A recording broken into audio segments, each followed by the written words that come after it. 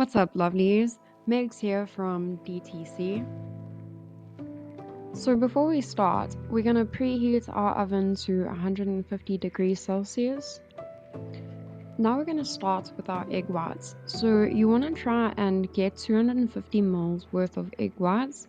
Normally you can use anywhere from 6 to 10 eggs depending on how big they are. Just make sure there aren't any yolks. When you've prepared your egg whites, you're going to put it into your mixing bowl, and next we're going to grab some boiling water and cream of tartar just to make the egg whites foam up.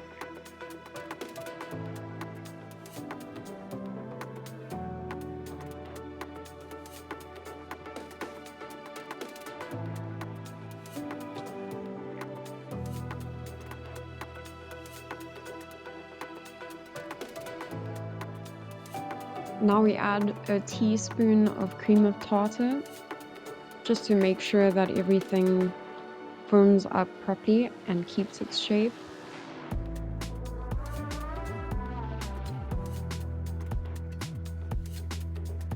You want to make sure that your foam isn't very dry. It needs to still have a sort of wet consistency. And then you go in with your caster sugar. Also try and do this slowly so that the foam doesn't deflate too much.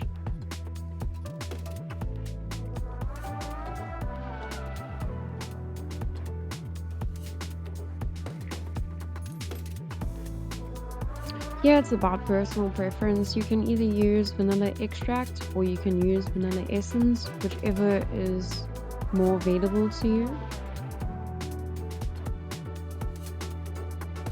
And then you want to add some almond essence. I feel like this is a very important part of the angel food cake, which gives it that flavor that you're looking for. Next, we add our cake flour and salt to a different bowl.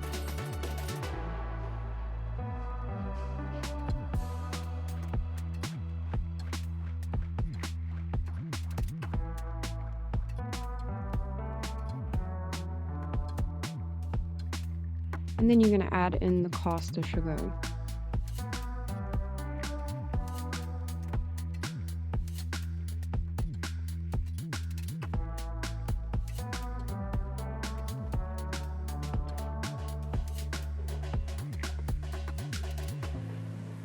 The next part is quite important. You want to make sure that you sieve this about 4 times. This is essential to get that fluffy, light texture that you're looking for in the cake. You don't want any lumps or bumps in there.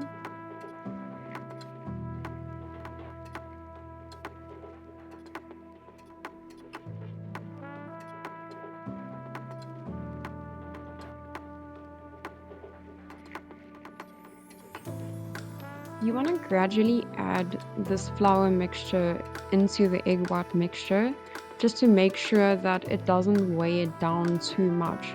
So try adding a very little bit at a time and then folding it in until you've incorporated all of that flour mixture.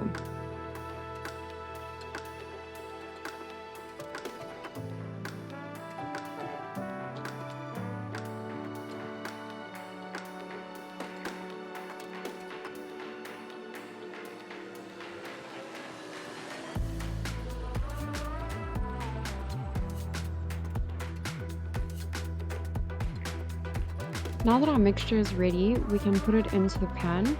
You can use whichever mold or cake tin you would like. I just really like to use this mold because it has the shape of an authentic angel food cake.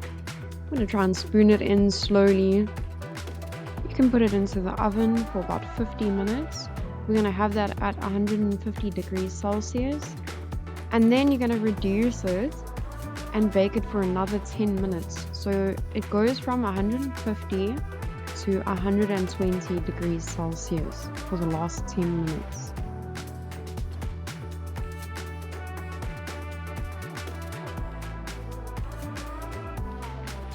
When your cake is ready, you want to transfer it through to a wire rack to let it cool down. And there you can see it's already now. We're moving on to our cream icing.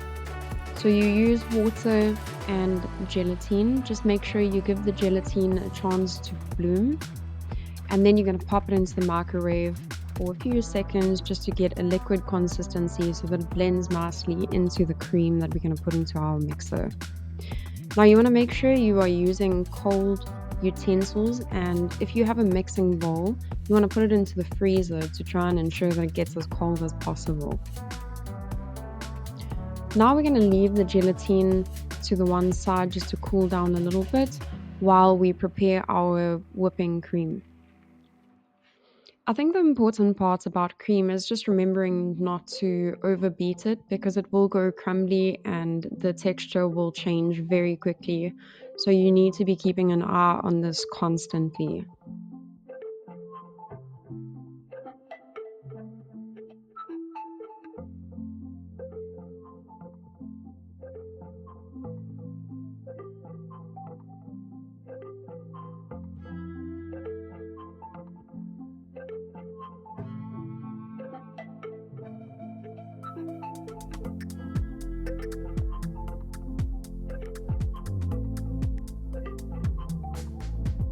Once your cream has thickened up a little bit, you're going to add your icing sugar and your vanilla extract. I just use about 3 tablespoons worth.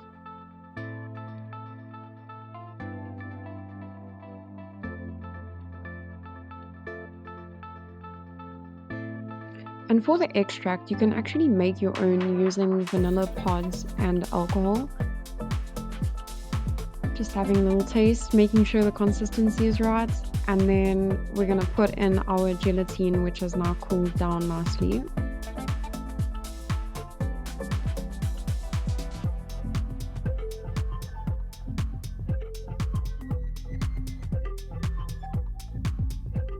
And the mix is looking pretty much done now. So at this point, you can start decorating it, and you can do whatever you want to do.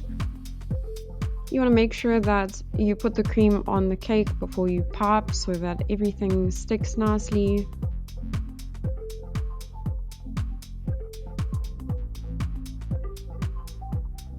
And this cream icing is actually really nice.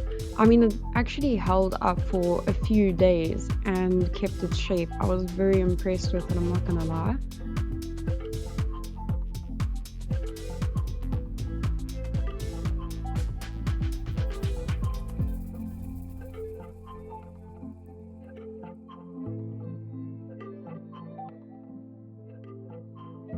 Now you can start mixing your colors into your icing. I would recommend no more than 2 drops, just because it starts getting melty and stodgy and it's just really not a nice consistency to work with.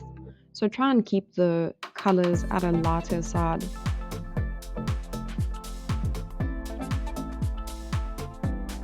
Also, don't overmix because it is cream, it will curdle.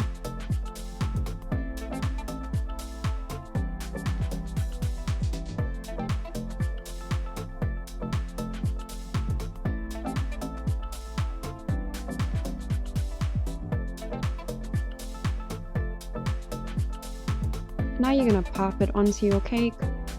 Again, you can do whatever you prefer.